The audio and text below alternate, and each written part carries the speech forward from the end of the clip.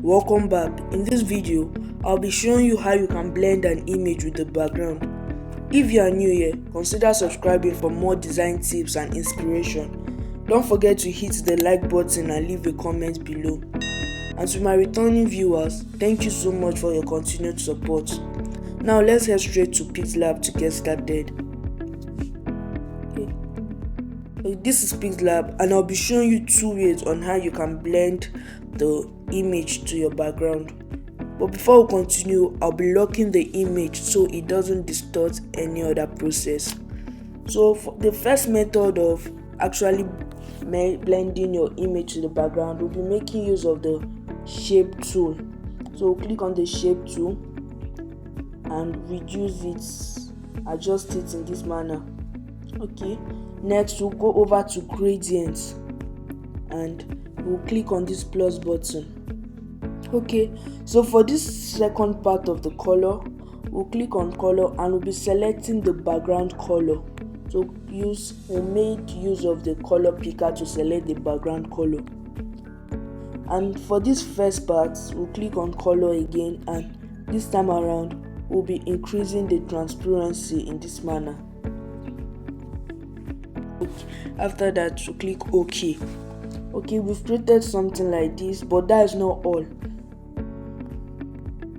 Now you will copy this and lay it over and place it over the previous one. You will repeat the same process until the sharp edges of the image are no longer visible.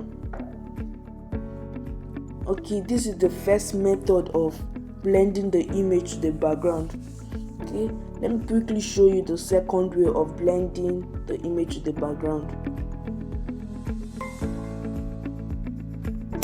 Okay, for the second method, we'll also be making use of the shape tool. So click on shape and reduce it and place it over and down of the image like this. But this time we'll be increasing the radius, and the fill color of this particular shape will be the same as that of the background. So we'll be making use of the same color, and we'll be increasing the stroke width to 40, and the stroke color will also be the color as of the background, which is this first color. And now we'll be increasing the blur radius in this manner. Okay, and we'll repeat the same process of copying and placing over. Copy, you place over, copy, you can increase it, place it over like this, you can copy and slant it. Okay, you do this until the sharp edges of the flat edge of the image is no longer visible. Okay, I'll repeat this for this other side.